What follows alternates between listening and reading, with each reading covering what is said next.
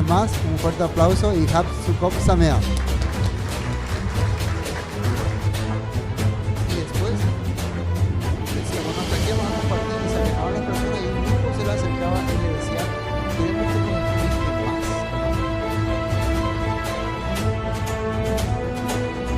Estar al verdadero y lo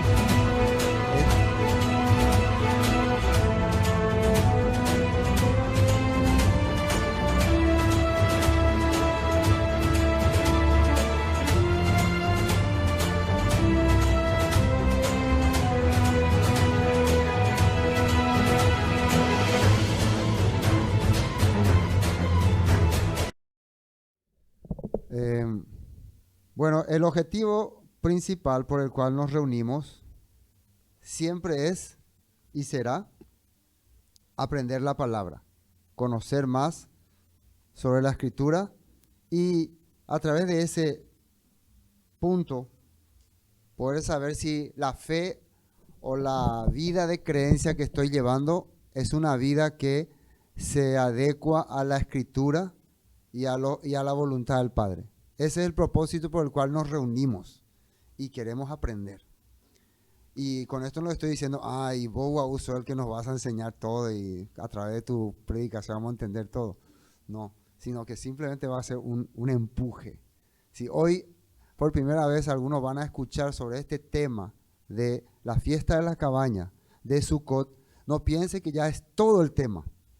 Nosotros por este año venimos ya celebrando el año número 8, ¿no? 8 años, ¿no? Hace que empezamos, desde 2015. Y en realidad, si puedo recordar aquel tiempo, muchas cosas se nos ha ido aclarando, se nos ha ido abriendo el entendimiento cada día más. Más que todo sobre nuestra manera de comportarnos ante las personas también. Uno cuando recién aprende algo, muchas veces se siente muy, ¿cómo voy a explicar la palabra? Muy fanatizado o quiere ser muy extremista o quiere entrar una vez en un legalismo extremo. Y eso no sale de la noche a la mañana. No le puede decir a una persona que está en esa onda, no vaya a ser así, porque no va a comprender. Pero a medida que pasa el tiempo, a medida que convive, a medida que experimenta en su vida, año tras año, la voluntad del Padre, la voluntad del Todopoderoso, con la gente que le rodea, se va dando cuenta de qué es lo que el Todopoderoso quería hacer en su vida y cómo quería que aplique la palabra y la Torah. Y esto es muy importante entender. Amén. Y gracias al Todopoderoso que una vez más, hoy están aquí ustedes, hoy tenemos la visita de los hermanos de J. Augusto Saldívar, la congregación Senda Antigua, que iba a decir que está en J. Augusto Saldívar, pues ya dije ya no, está allá en J. Augusto Saldívar. Y estoy muy agradecido por su presencia, ¿no? Que el Todopoderoso les dé siempre ese deseo de visitarnos. Y también nosotros también tenemos que visitar allá, aunque sea por turno, hacer las visitas, ¿no? Y muchas gracias entonces. Y a otros hermanos que están también participando con nosotros, sean bienvenidos. Bueno, vamos a arrancar hoy comenzando a estudiar los textos de la Biblia. Amén. El primer texto, el libro de Nehemías. El libro de Nehemías.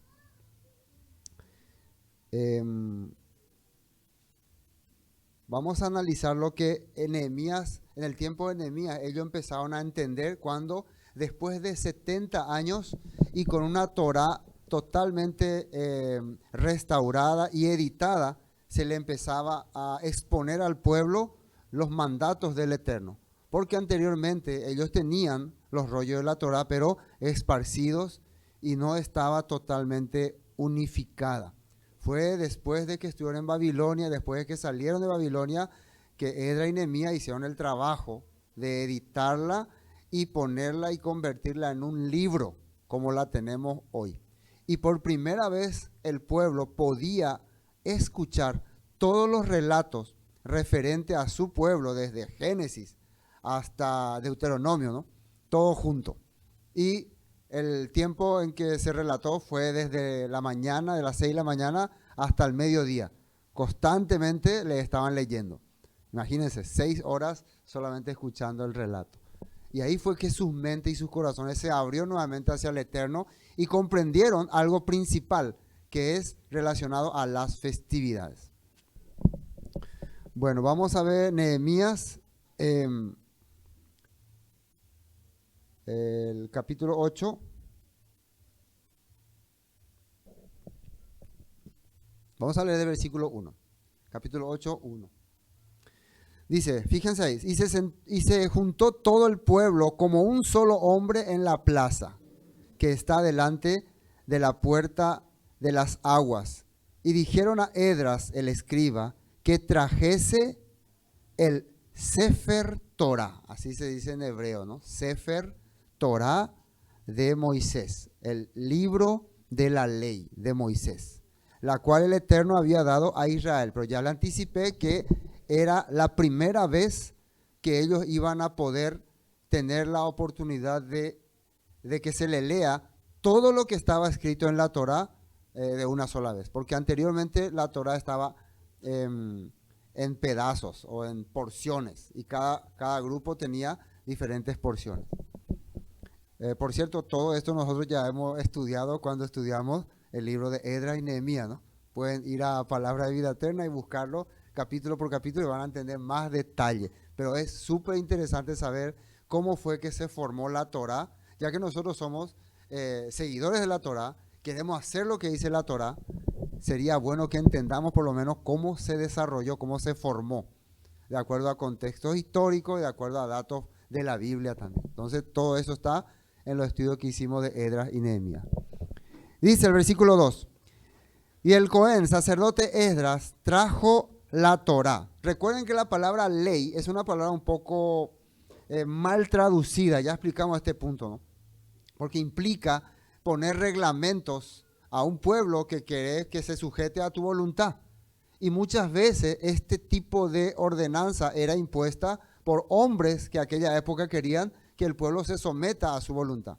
En realidad lo que el Todopoderoso dejó por escrito para su pueblo eran instrucciones de vida. Cómo podían ellos desarrollar su vida y poder enfrentar las situaciones difíciles que le iban a venir. Se llaman instrucciones de vida. El sacerdote Esdras trajo la ley delante de la congregación, así de hombres como de mujeres, y todos los que podían entender el primer día del mes séptimo. Fíjense que acá detalla que fue entonces en un día de Yom Teruah, primer día del mes séptimo, lo que estábamos celebrando hace 15 días atrás. Y leyó el libro delante de la plaza que está delante de la puerta de las aguas. Desde el alba, que aproximadamente de las 6 de la mañana, hasta el mediodía, en presencia de hombres y mujeres y de todos los que podían entender. Y los oídos de todo el pueblo estaban atentos al libro de la instrucción. Era algo impresionante que estaba ocurriendo para ellos después de 70 años de estar ausente de su pueblo. Recuerden que este es el pueblo que está regresando de la deportación de Babilonia, que habían regresado por el mandato del rey Ciro. Entonces para ellos era algo impresionante. Estamos conociendo la historia de nuestro pueblo, todo en una sola vez. O sea, 6 horas. 6 horas. No sé si van a aguantar ustedes hoy aquí 6 horas, pero imagínense. Para ellos era algo sorprendente, ¿no? Conocer estas cosas. Y el escriba Esdras estaba sobre un púlpito de madera que había hecho para ello. Y junto a él estaban Matatías, Sema, Anías, Urías, y bueno, sale una lista de levitas. Esto significa que estos levitas eran como testigos que podían comprobar de que lo que Esdras estaba leyendo era precisamente lo que estaba escrito en el libro. Que no estaba agregando algo ni diciendo algo fuera de su voluntad, de su mente. Porque en aquella época no es como hoy en día que nosotros podemos tener la Biblia y abrir y saber si lo que está leyendo el pastor o el rabino o quien sea es lo que está en la Biblia. No había esa oportunidad. Entonces ellos tenían que ciegamente confiar, entonces confiaban en los levitas que le estaban acompañando. Abrió pues Esdras el libro a los ojos de todo el pueblo, porque estaba más alto que todo el pueblo. Y cuando lo abrió, todo el pueblo estuvo atento.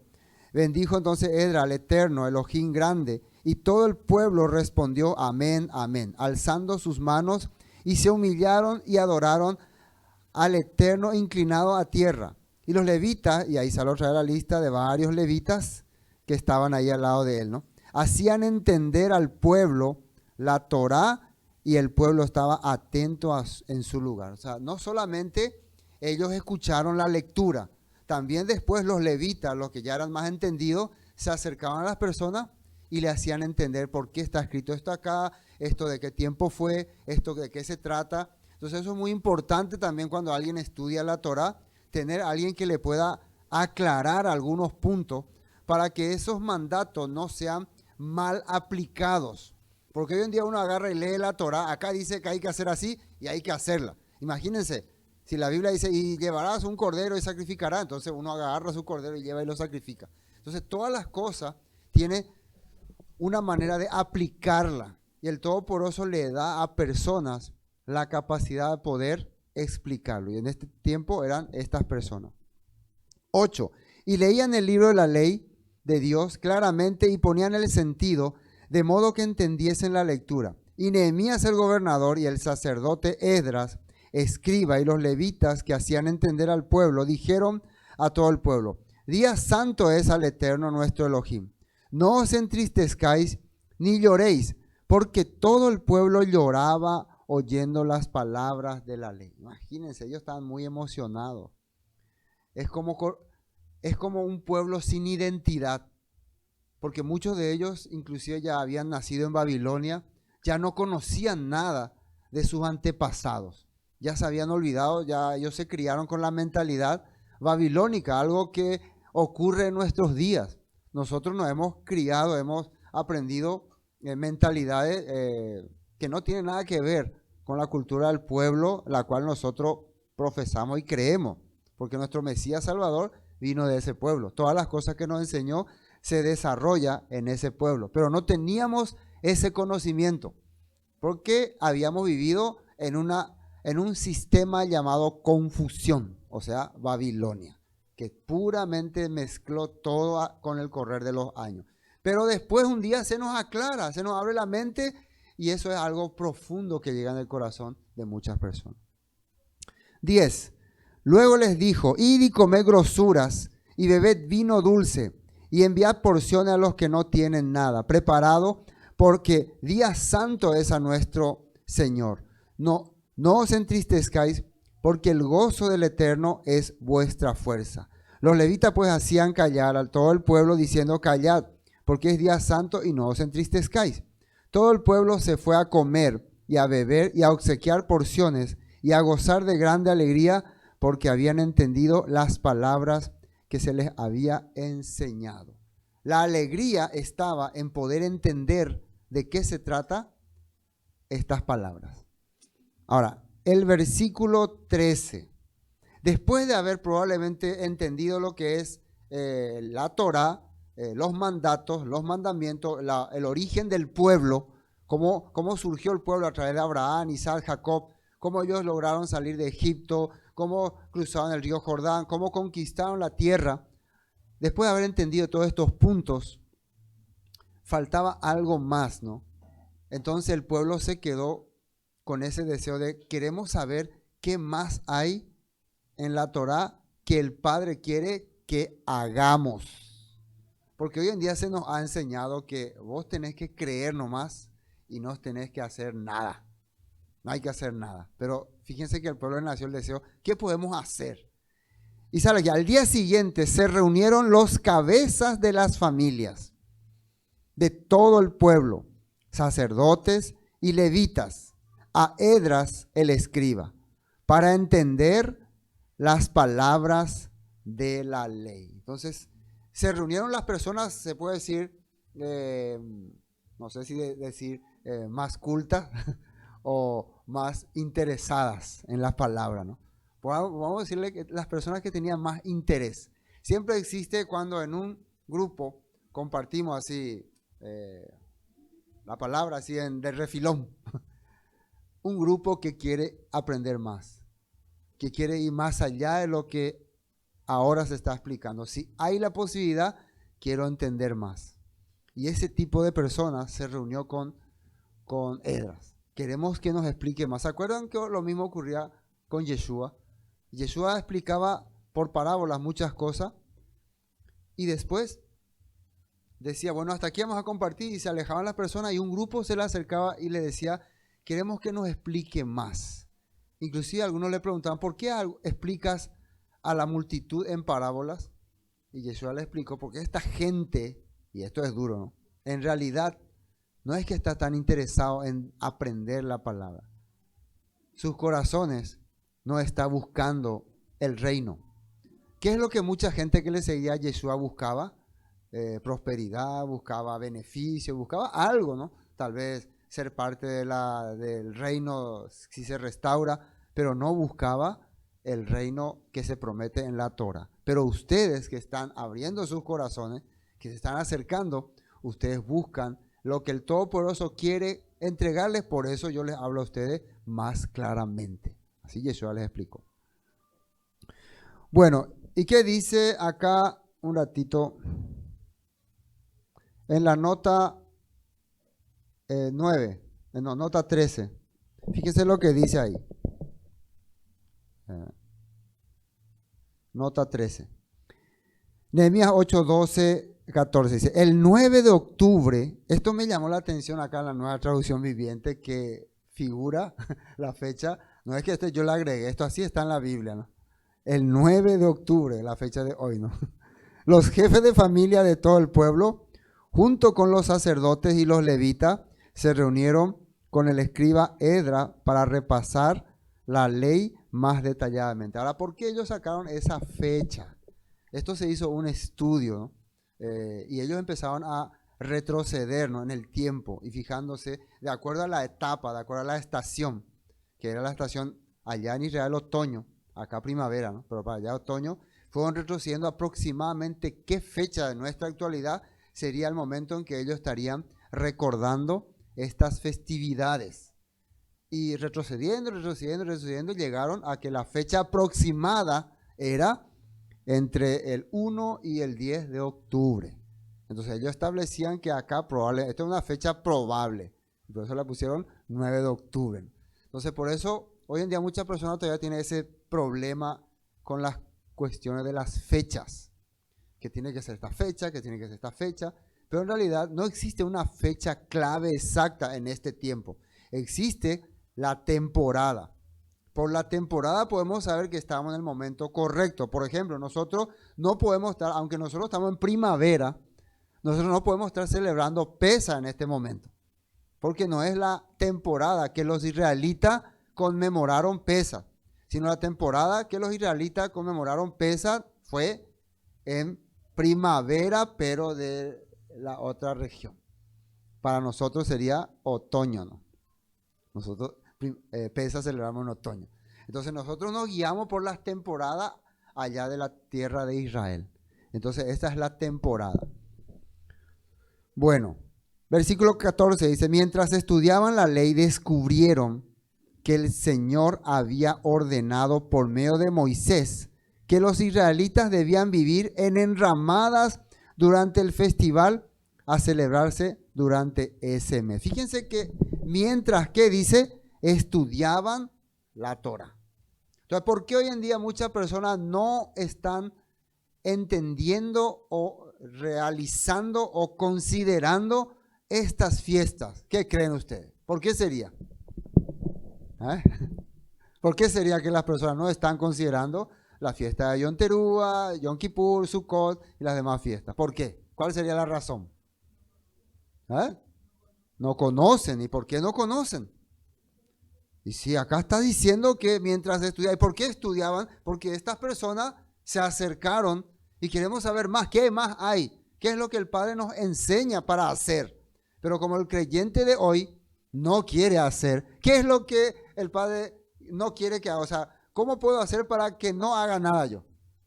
Ese es el objetivo. Cuando encuentra alguna denominación o congregación que le enseña que no hay que hacer nada, ahí está bien. Ese me gusta. No hay que hacer nada. No sé por qué. Porque uno cuando quiere agradar a alguien, hace algo, ¿o no? Si yo quiero agradarle a mi esposa, a mi familia, yo tengo que hacer algo.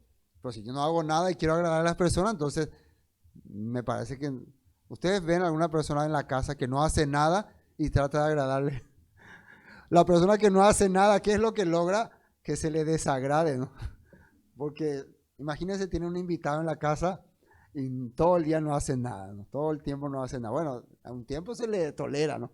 Pero si ya está conviviendo, ya siendo parte de la vida ahí en la casa, ya debería de estar por lo menos abriendo la puerta, no, qué sé yo, cosas así, ¿no? Bueno, continuemos, volvamos a Nehemías 8, ¿no? Entonces el versículo 14 dice, y hallaron escrito en la ley que el Eterno había mandado por mano de Moisés que habitasen los hijos de Israel en tabernáculos en la fiesta solemne del mes séptimo. Acá sale de esa manera. Vamos a la nota 14. ¿Dónde hallaron esa ley? ¿En qué parte de la Torá está escrito que teníamos que habitar en tiendas y por qué? Y eso es en Levítico capítulo 23. Imagínense, si alguien estaría leyendo Nehemías y dice que ellos estudiando la Torá o la ley hallaron que así decía, ¿qué curiosidad tendría esa persona? Quisiera saber dónde está escrito eso. Y buscaría y encontraría que está en Levítico 23, el libro de la Torá, el tercer libro de la Torá. Levítico 23, 33. ¿Y qué dice ahí? El Señor le dijo a Moisés, da las siguientes instrucciones al pueblo de Israel. Empieza a celebrar el festival de las enramadas, está saliendo en esta versión, también llamado la fiesta de las cabañas o Sukkot, fiesta de Sukkot. El día 15 del mes señalado, 5 días después del día del perdón o Yom Kippur. 5 días después del día de Yom Kippur van a celebrar esa fiesta de las enramadas. ¿Cómo van a hacer? Esto es cuando todavía ellos estaban en el desierto. Este festival en honor al Señor durará 7 días. Esto es muy importante. Este festival o esta festividad no lo hacemos para honrarle al pastor, para caerle bien a la congregación, para que el pastor no diga, va a decir que no hice ni mi suká, me va a criticar, o los hermanos van a ver que no hice nada y voy a hacer para que nadie me diga nada. No es en honor a ninguna persona, dice, es en honor al Señor. Ahora, hay una cosa que hay que entender y que siempre nosotros aclaramos. Cuando el Todopoderoso quiere que nosotros le honremos a Él, es para que en realidad podamos honrarle a las personas. ¿Me están entendiendo ese punto? No vayan a pensar que el Eterno quiere que le honremos a Él y lo que piensan las personas no importa. A mí me importa lo que piensa el Eterno nada más de mí. Lo que piensan ustedes no me interesa. No es así. Si el Todopoderoso quiere que ustedes le honren a Él, es porque quiere honrarle a las personas. ¿Y con qué objetivo le honraríamos? O sea, ¿cómo le honraríamos a las personas que están a nuestro alrededor celebrando la fiesta de las cabañas? Porque a través de esta fiesta, ¿qué hacían los israelitas? Banquete. Ustedes saben que hacían gran banquete. Y se le invitaba a los pueblos, a las naciones. O sea, era una fiesta donde los israelitas tenían la oportunidad de invitarle a otros pueblos, a otras naciones. ¿Y qué va a haber? ¿Qué va a haber? Va a haber banquete. Y claro, cuando vos le decís a alguien que va a haber banquete en un lugar, ¿rehúsa venir? No, va a haber mucha fiesta. Entonces, después, cuando las personas venían y participaban de ese banquete y de esa actividad, los israelitas les explicaban por qué celebraban, por qué realizaban ese tipo de celebración. En la antigüedad, y eso habíamos comentado cuando estudiamos Esdras y Nehemías, había un tipo de festividad que era en honor a los dioses cananeos, que era la fiesta de las cosechas finales. Cuando ellos recogían todas sus cosechas, ellos hacían este tipo de celebración, pero sacrificando bebés, niños, mujeres, doncellas. Así hacían.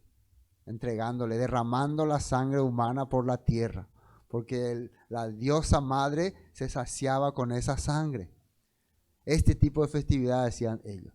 Entonces vienen los israelitas, se apoderan de la tierra de Canaán y empiezan a celebrar una fiesta donde el objetivo es bendecir a las naciones, bendecir a las familias, que las familias puedan prosperar y honrar al verdadero y único Elohim.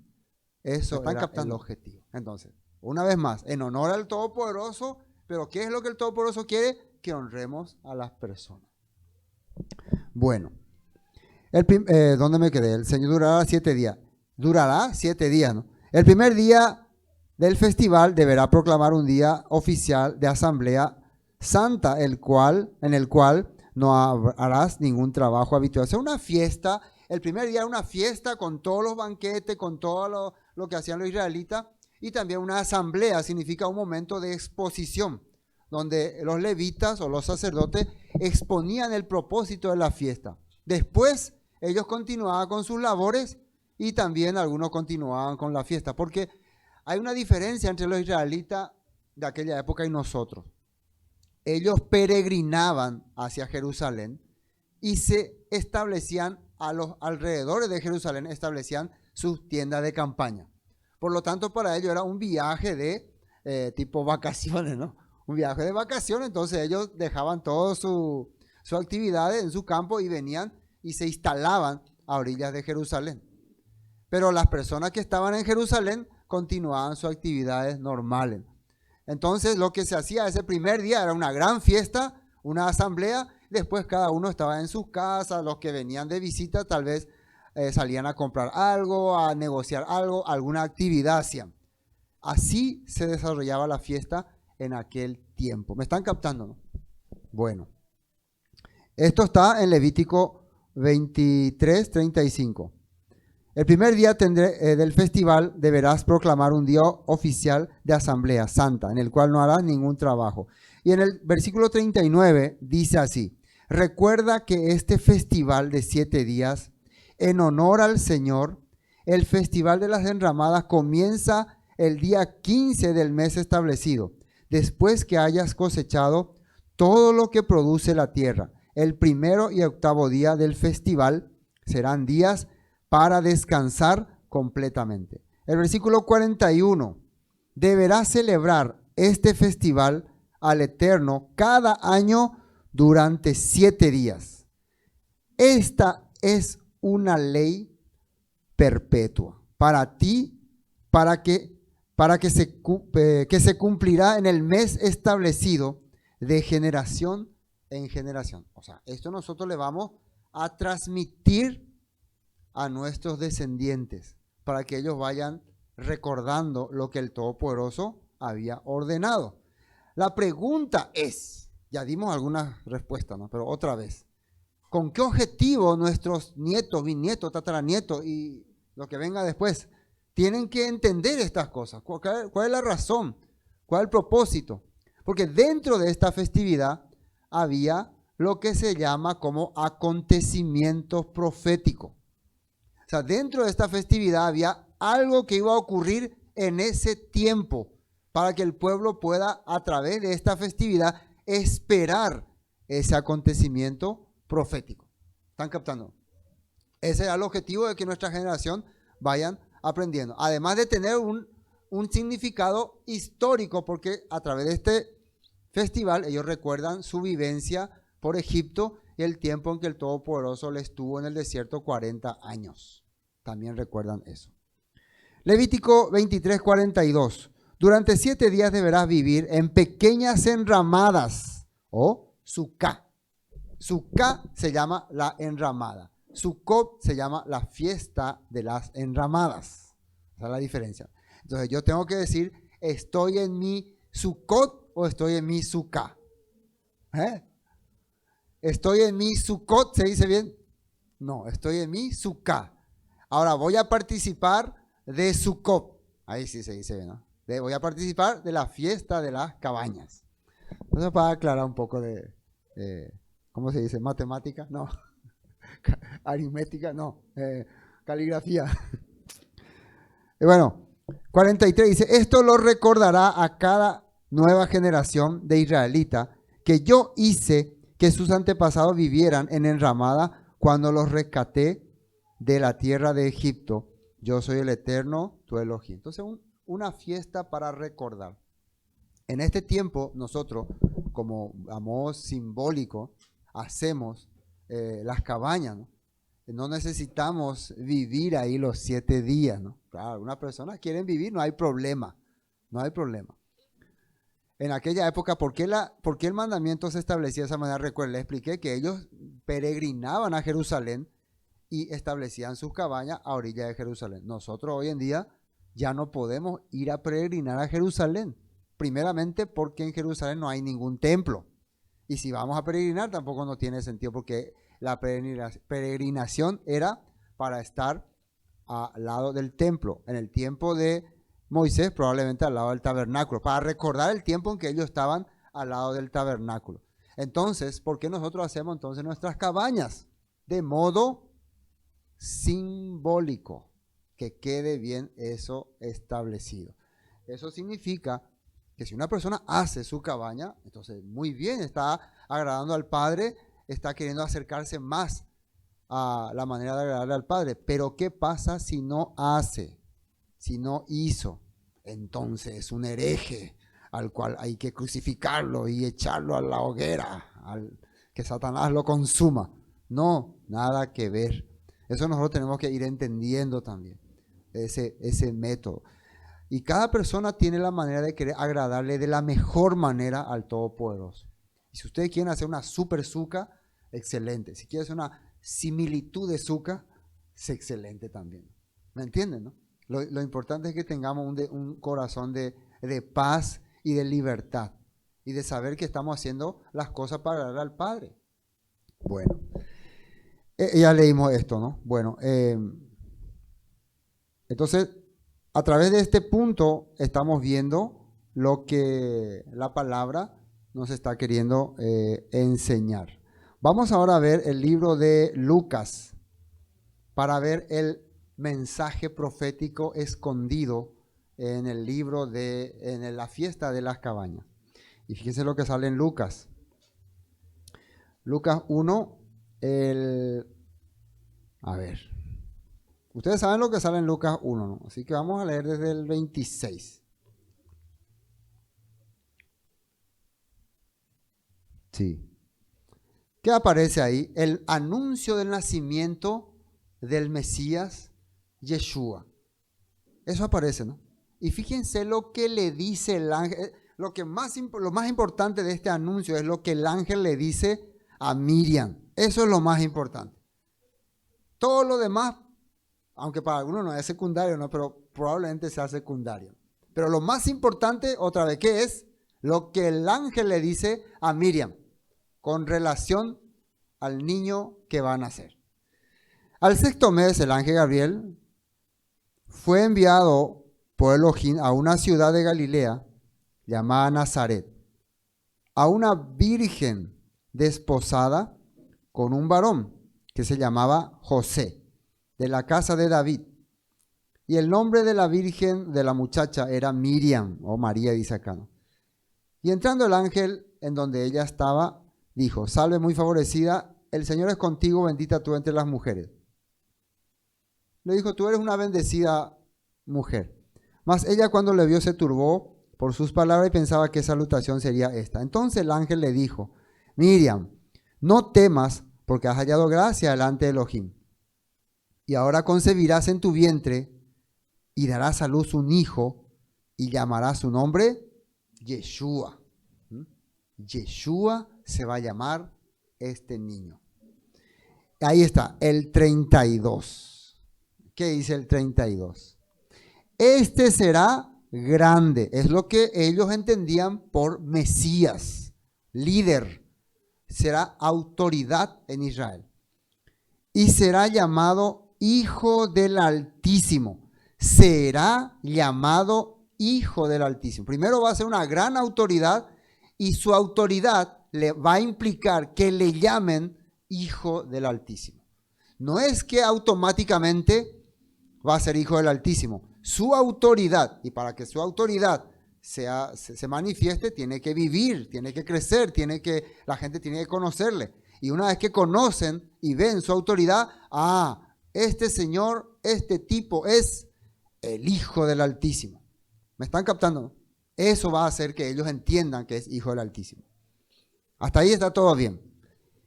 Ahora, miren lo que dice después, punto y coma. Y el eterno Elohim le dará el trono de David, su padre. O sea, este niño va a recibir un trono que se le prometió a la descendencia de David. A la descendencia de David, porque David tuvo la fe en el Eterno y estableció el templo en el monte Moriah y tuvo el deseo de construir allí y pagó por ese lugar y restauró a Israel, unificó a las tribus, extendió los dominios de Israel. Fue el rey que buscó en todo tiempo tener relación con el Todopoderoso, para que el pueblo también se conecte con el Todopoderoso. Con muchos errores como hombre tuvo David. Pero por haber tenido esa fe y ese deseo y haber tenido el corazón del Eterno, el Eterno le dio una promesa: de tu descendencia va a salir el Mesías que va a reinar para siempre sobre mi pueblo Israel. Así le había dicho, eso está en el libro de Samuel, creo que primera de Samuel, ¿no? Así le había dicho el profeta Natán. ¿Conocen esa parte, no? Bueno, ahora nosotros estamos viendo que el ángel Gabriel está diciendo que este niño grande esta autoridad que va a ser llamado Hijo del Altísimo, va a recibir el trono de David, su padre. Quiere decir que este niño es del linaje de David y va a recibir como herencia el trono de su antepasado David. Así la Biblia nos está explicando. Esa es la parte más importante de este tema, si nosotros la queremos aplicar. Y versículo 33. Y reinará sobre la casa de Jacob para siempre, y su reino no tendrá fin. Así le dijo el ángel a Miriam. Entonces, qué extraño esto. Pero realmente para alguien que conoce la palabra, no era extraño. No era extraño. Tal vez lo extraño para Miriam sería porque yo soy la elegida para traer al Mesías que va a reinar para siempre el trono de David. Bueno, vamos a la nota 33. ¿Qué ocurrió en aquel tiempo? ¿Qué cosa ocurrió? ¿Qué estaba aconteciendo? Lucas 2:4. Lucas 2:4. Nueva traducción viviente. Censo en tiempos de Yeshua. ¿Qué significa esto? Que en esa época hubo un censo. Los censos en antes se hacían normalmente para controlar la población, para saber si esta población se rebela contra nosotros, cuántos soldados necesitaríamos enviar, o también generalmente para saber cuánto tendríamos que recaudar si a cada poblador le pedimos tanto. Para eso se hacían los censos en aquel tiempo. Dice, como José era descendiente del rey David. ¿Qué dice la Biblia que era José? Descendiente del rey David. Tuvo que ir a Belén de Judea, el antiguo hogar de David. La Biblia está explicando en la versión, no la traducción viviente, ¿no? El antiguo lugar donde el rey David se había formado. Viajó hacia allí, a la aldea desde la aldea de Nazaret de Galilea. Llevó consigo a Miriam, su prometida, cuyo embarazo ya estaba avanzado. Mientras estaban allí, llegó el momento que naciera el bebé. Parece lo ya que estamos en Semana Santa o algo así, ¿no? Llegó el momento que naciera el bebé, no en Navidad. En Navidad es lo que se ve películas de nacimiento. Pero en realidad esta es la Navidad verdadera, ¿no? Llegó el momento que tenía que nacer el bebé, ¿no? ¿Y qué pasó? Miriam dio a luz a su primer hijo, un varón, lo envolvió en tiras de tela y lo acostó en un pesebre. Y acá sale la palabra que nos va a confundir un poco. pero buscando y analizando significados históricos. Esto hay que hacer si quieren llegar a este significado. No solamente el significado actual, hay también lo que se llama significado histórico, porque hay palabras que en la antigüedad significaban una cosa, pero pasando el tiempo fueron cambiándole su significado. Se fue quitándole el significado y muchas veces prevaleció esa palabra por algún acontecimiento que ocurrió nada más. Existe esa posibilidad. Entonces, el significado histórico de pesebre era suca. ¿Pero por qué? Yo no encuentro eso en mi diccionario. Pero vamos a analizarlo después. Porque no había, fíjense ahí, alojamiento disponible para ellos. Bueno, vamos a leer Lucas 2:8. Había pastores en la misma región que velaban y guardaban las vigilias de la noche sobre su rebaño. Y esta palabra la puse ahí para que podamos entender, porque hoy vamos a analizar si realmente esa palabra pesebre es lo que el significado actual lo define, o el significado histórico. ¿Y cuál es el significado histórico? Fíjense. Palabra pesebre según algunos significados con el transcurrir de la historia. Significado número 1, el que actualmente la gente dice que es un pesebre, cajón donde se alimenta a los animales. ¿Conocen ese cajoncito donde se alimenta a los animales? Ese es el significado. Claro, para nosotros pesebre es la casita, ese es de acuerdo a la religión católica. Pero si vos buscas un significado actual, pesebre era el cajón donde se le da de comer a los animales.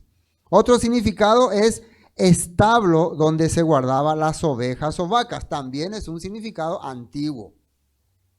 Se le llamaba pesebre a un lugar donde se guardaban los animales en tiempos de invierno o cuando no había posibilidad de tenerlos afuera. Tercer significado, pequeña cabaña provisoria para pastorear o cuidar los animales en el campo. También se le llamaba pesebre a una campañita provisoria que hacían los que iban a cuidar el campo, porque ellos se iban muchas veces por semanas, por día. Entonces montaban así 4 palos, unas cuantas hojas, un techito así de palma para que le dé sombra, y ahí se quedaban a cuidarse del sol o del rocío para cuidar sus ovejas. Generalmente también en el campo, cuando alguien se va a hacer cosecha, y va a estar varios tiempos, arma una pequeña tiendita. No sé si ustedes han visto eso o han hecho, ¿no? Una campañita, ¿no? Pequeña. A eso antiguamente se le llamaba, ¿cómo se le llamaba? Pesebre. Pesebre. Eso es muy importante entender. Y el 4, tienda tradicional de la fiesta de Sukkot o Sukkah. Probablemente también ese era su significado. Entonces, ¿cuáles son los acontecimientos que cuadran para que podamos creer que es el cuarto lo que está queriendo hablar aquí? Número 1, que dice que no había lugar para ellos en el alojamiento. Quiere decir que ellos no estaban buscando una batea o una cuna. Ellos estaban buscando dónde alojarse. ¿Dónde alojarse? Entonces, ya que no había un lugar donde alojarse, ellos se alojaron en el pesebre. ¿Qué sería el pesebre? Una suca. Ahora, ¿y por qué una suca? Porque estábamos en tiempos de las festividades de Sukkot, de acuerdo al contexto histórico. Eso sería un poco largo hoy explicarle, pero ya algunos lo explicaron. Estábamos en el tiempo, y una de las pruebas es que los pastores que estaban cuidando los rebaños eran para llevarlos a Jerusalén para los sacrificios. Porque en diciembre no hay pastores que cuidan rebaños en el campo porque hay nieve. Entonces estamos en una época de otoño allá en Israel, donde los pastores preparan su sukkah para cuidar los rebaños. Y la gente alrededor de Jerusalén prepara su sukkah para conmemorar la fiesta de Sukkot. ¿Por qué probablemente había muchos animales? Eso explicaba una vez, porque cuando la gente venía a Jerusalén y alrededores, porque Belén es una ciudad como si fuera Fernando de la Mora o Luque, cerca de la capital. Entonces mucha gente viene y se hospeda en lugares que están cerca de la capital y ahí dejan sus animales. Nosotros ahora si nos vamos a un lugar, ¿en qué nos vamos? En moto, en auto, ¿sí o no? Entonces, en aquella época, ¿en qué nos íbamos a mover si estábamos viviendo esa época? ¿Eh? En carreta, bueyes, burro, caballo. Esos eran los medios de transporte y nuestro estacionamiento estaba lleno de caballos, lleno de burros, bueyes. Entonces, por eso había muchos animales. Eso la Biblia nos está tratando de hacer entender, que nuestro Mesías nació en la temporada de Sucot. Y eso era uno de los propósitos por el cual el Todopoderoso quería que guardemos esta fiesta de generación en generación, para que cuando venga el Mesías podamos identificarlo, podamos entender, el Mesías entonces es el que ha venido a habitar con nosotros, como decían las promesas. Y vamos a ver textos que lo van a confirmar. Lucas 2:11 dice así: palabras de los ángeles a los pastores, dice. El Salvador, sí, el Mesías, los ángeles le aparecieron a los pastores que estaban ahí y le dijeron: escuchen, hoy ocurrió una cosa maravillosa, algo increíble. El Salvador, dice, sí, el Mesías, el Adón, ha nacido hoy en Belén, la ciudad de David. Todas esas palabras son palabras proféticas, que una persona que espera la restauración puede comprender. Por eso estos pastores no simplemente eran pastores, probablemente eran pastores tipo levita o sacerdotes que estaban cuidando las ovejas que iban a ser ofrecidas como sacrificio. Entonces no eran simplemente pastores así que estaban alejados por ahí, eran pastores entendidos. Y a ellos se les está revelando entonces quién es el que están haciendo. Y ellos podían comprender. Y miren lo que le dice que le va a servir de señal. Esto servirá de señal. Hallaréis al niño envuelto en pañales, acostado en un pesebre. Y probablemente aquí sí, él estaba acostado en una batea. Ahí, en una batea, en una azúcar. Eso le va a hacer de señal a ustedes. Van a encontrar al niño en una tienda de campaña. Como el Mesías, el ungido, iban a hacer una tienda de campaña. Y cuando David trajo el arca del pacto a Jerusalén, ¿saben dónde lo colocó primero? En una tiendita de campaña. No estaba más en un tabernáculo. En una tiendita así pequeñita, ahí puso el arca del pacto. Entonces, por eso ellos entenderían, el que viene acá es la promesa que se está cumpliendo. El Eterno está cumpliendo su promesa. Eso le iba a hacer a ellos de señal. Entonces, la propia arca del pacto estuvo en tiempos de David en una tiendita de campaña. Ahora el Mesías, linaje de David, promesa del Eterno, está en una tiendita de campaña. Eso le va a servir a ustedes de señal. Bueno, Juan 1:14. Juan 1:14. Entonces, dice Juan, ¿no? La palabra. ¿Qué es la palabra? En Reina Valera está el verbo, ¿no? En el hebreo se dice ladabar. ¿Qué significa eso? Promesa de un Mesías. Cuando nos hablan de que Yeshua es la palabra, quiere decir que Yeshua estaba en las promesas que el Todopoderoso había dicho. La vida de Yeshua era parte de las promesas que se habían dicho. Por eso dice que Él es la promesa. Entonces la palabra, o sea, la promesa de un Mesías, ¿qué dice ahí?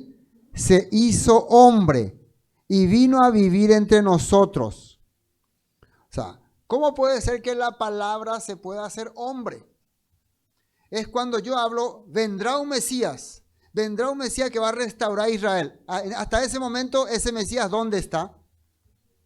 Está escrito, está en la palabra, ¿sí o no? Pero un día eso se cumple. Por eso es que la Biblia dice que Juan era el último profeta.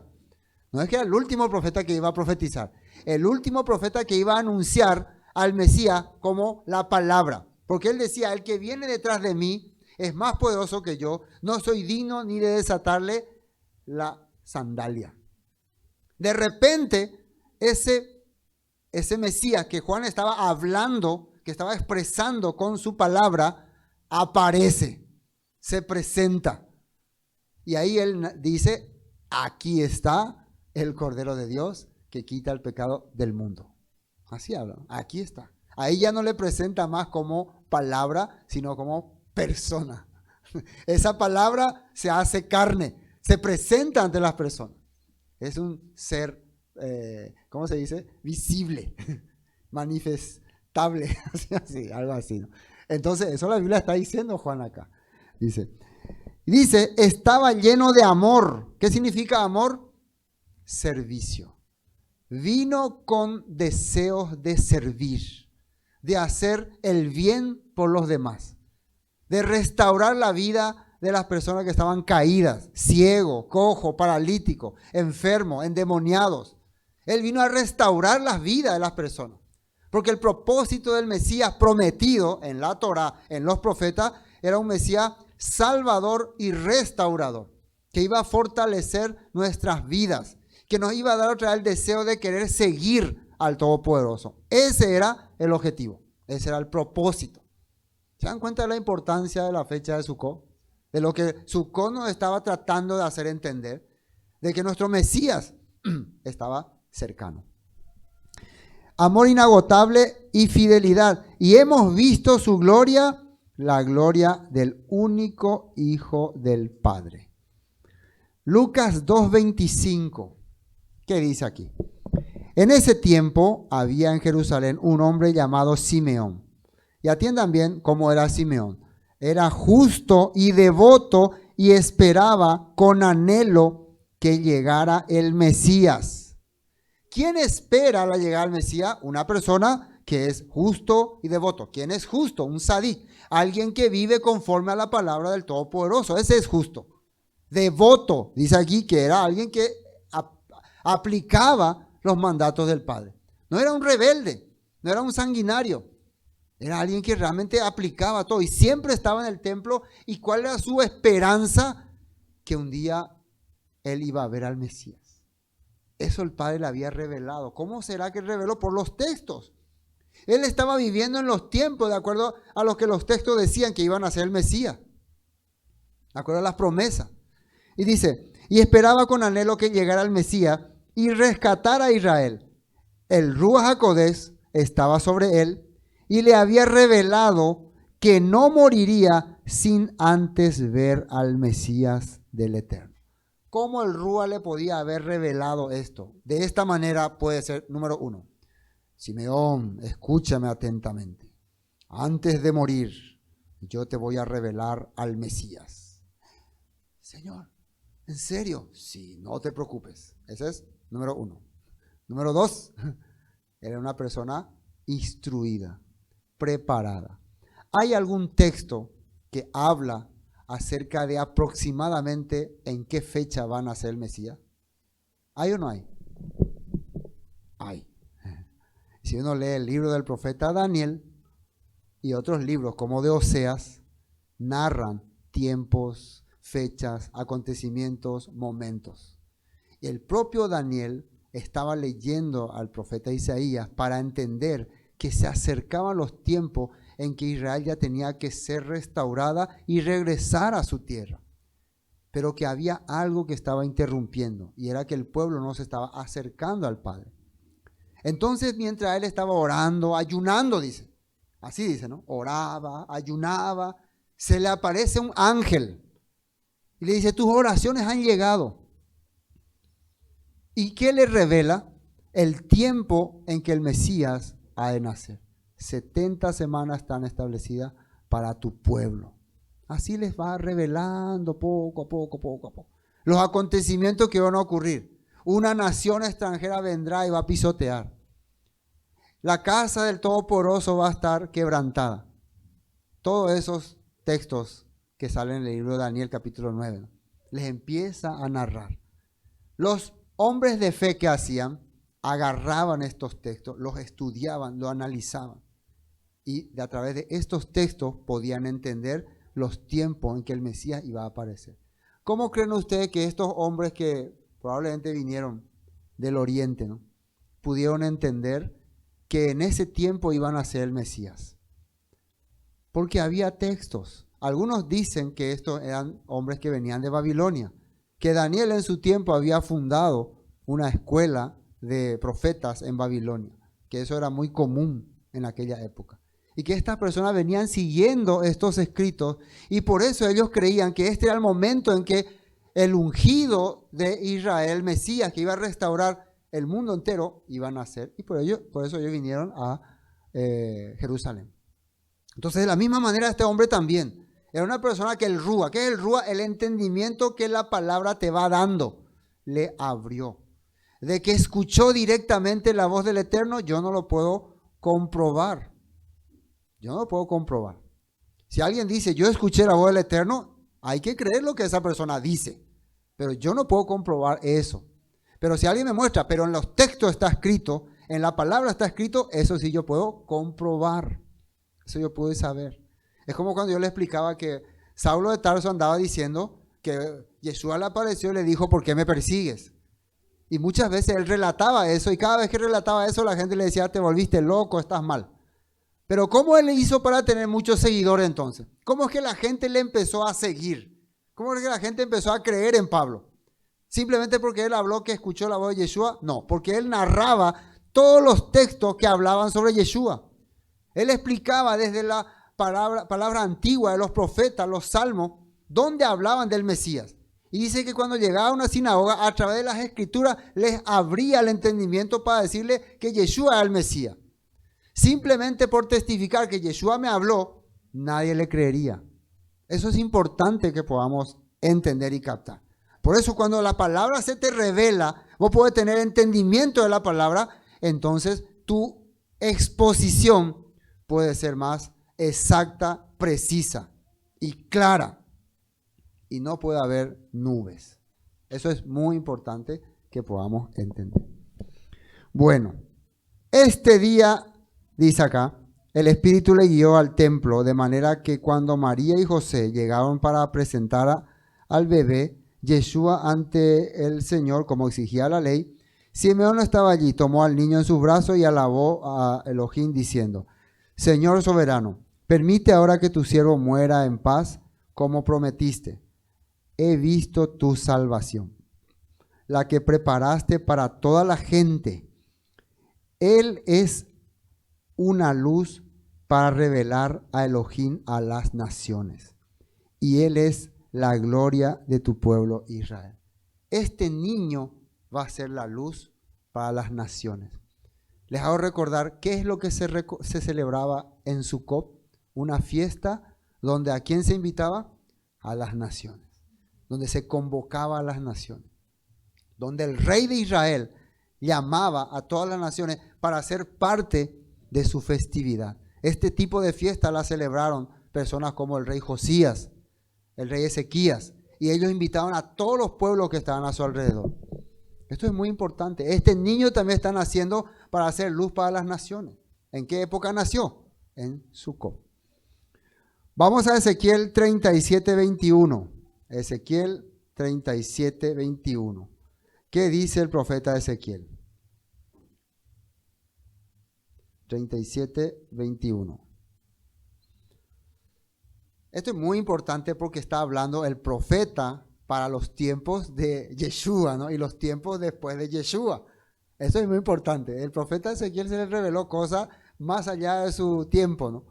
Y dice 21, y les dirás, así ha dicho el Eterno, he aquí yo tomo a los hijos de Israel de entre las naciones a las cuales fueron y los recogeré de todas partes y los traeré a su tierra. Hay una promesa que el Todopoderoso va a traer a los hijos de Israel, pero ¿de dónde? De entre las naciones. Y lógico que si los israelitas fueron esparcidos entre las naciones, ¿qué hicieron entre las naciones? Se mezclaron con la gente de las naciones, convivieron con ellos y se multiplicaron entre las naciones. Entonces, cuando el Todopoderoso busque a su pueblo entre las naciones, ¿a quién va a traer también? A las naciones. ¿Me están entendiendo? ¿No? Va a traer a las naciones que se mezcló con su pueblo. Ese era el objetivo. Ese era el objetivo. Vamos a la nota 21. Dice en el capítulo 37, versículo 22, nueva traducción viviente. Los unificaré para que formen una sola nación sobre los montes de Israel. Un rey los gobernará a todos. Ya no estarán divididos en dos naciones o en dos reinos. Nunca más se contaminarán con ídolos, ni con imágenes repugnantes, ni rebelión, porque los salvaré de su apostasía pecaminosa y los limpiaré. Entonces serán verdaderamente mi pueblo y yo seré su Elohim. Entonces fíjense que acá sale que una de las cosas que implica rescatar, recuperar a su pueblo es salvarlos. ¿Qué significa salvarlo? Sacarle de ese mundo, limpiarlos. Lo que Yeshua hizo en la cruz. Al morir en la cruz nos limpió de todo nuestro pecado. Al morir por nosotros nos rescató de este mundo. Nos hizo parte nuevamente de su pueblo. La Biblia está profetizando eso. Y miren lo que dice el 24. Mi siervo David. Para el tiempo de Ezequiel, David ya había muerto hace mucho tiempo. Y ya que Ezequiel está hablando a tiempo futuro, probablemente, y creo que no es probablemente, está hablando del linaje de David, del descendiente de David. ¿A quién qué se le había atribuido a Yeshua cuando iba a nacer? Que él iba a ocupar el trono de David, su padre. Entonces él iba a ser llamado linaje de David, hijo de David. Por eso acá en la profecía dice mi siervo David, o mi siervo linaje de David, será rey y tendrá un solo pastor. Obedecerán mis ordenanzas y se asegurarán de cumplir mis decretos. Vivirán en la tierra que di a mi siervo Jacob.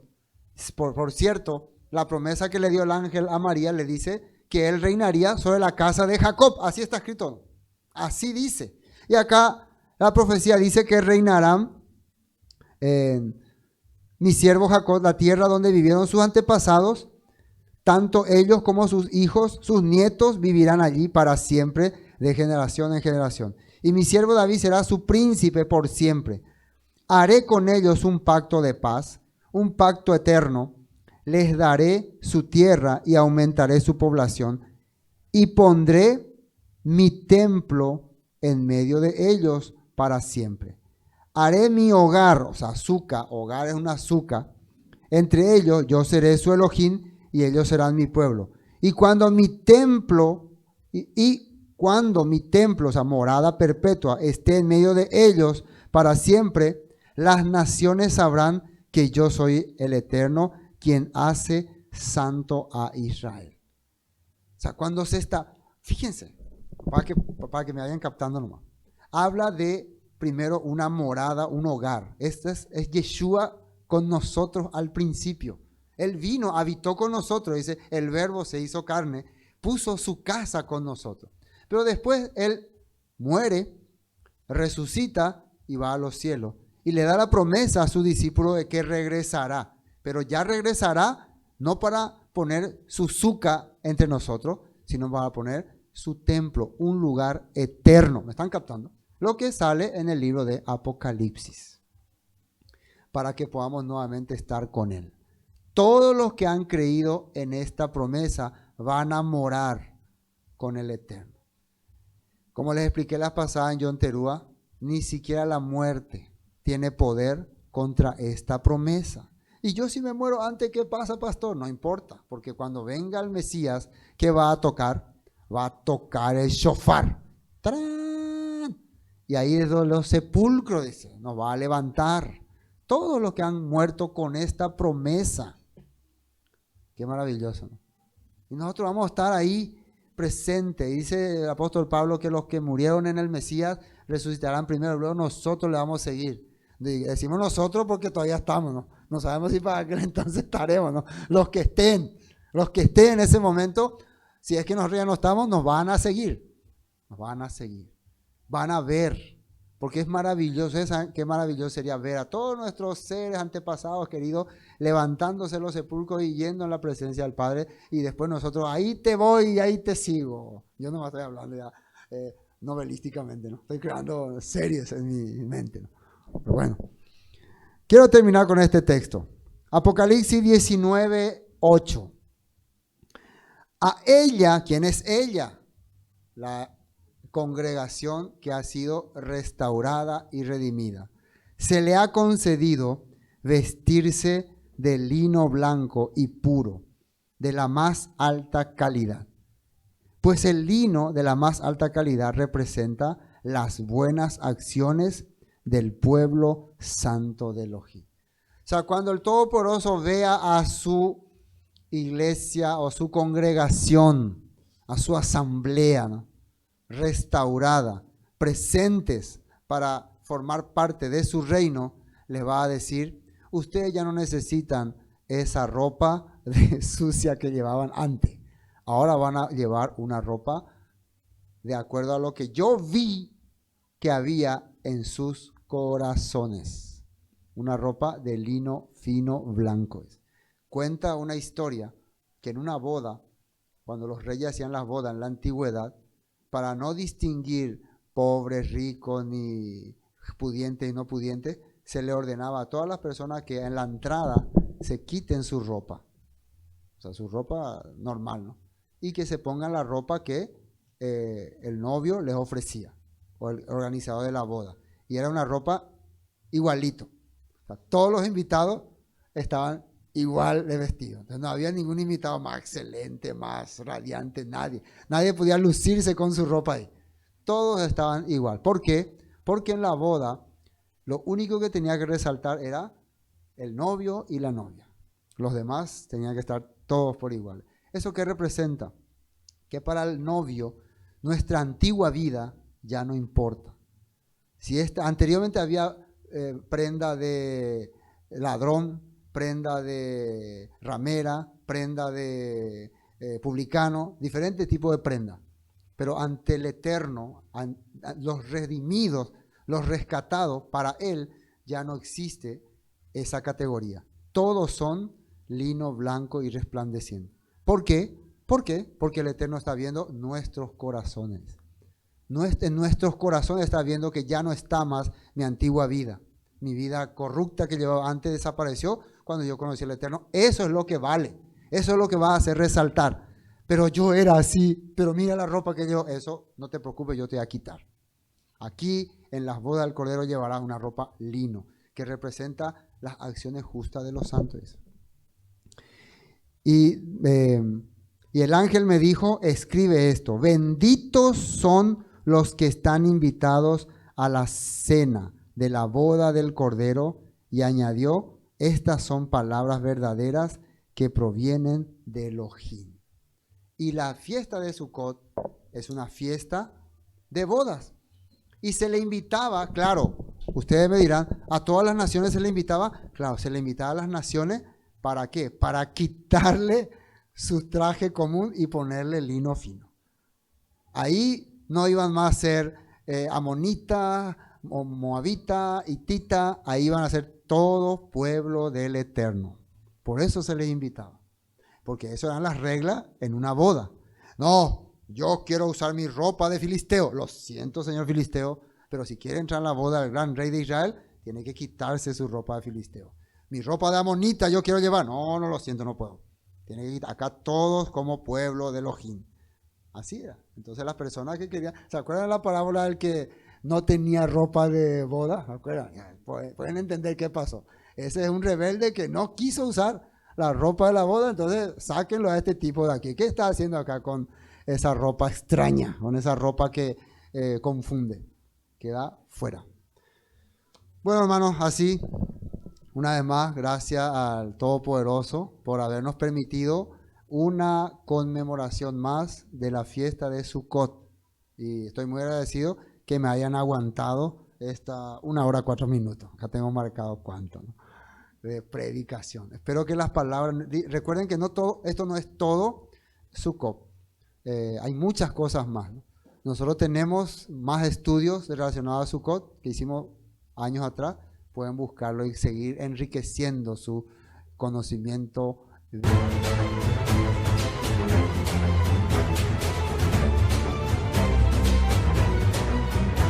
Porque la felicidad, nuestra fortaleza.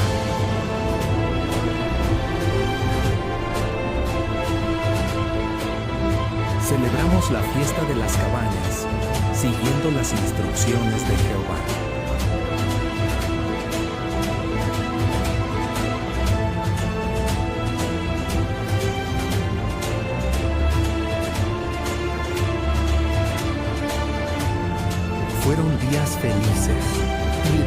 gracias a Jehová por sus bendiciones.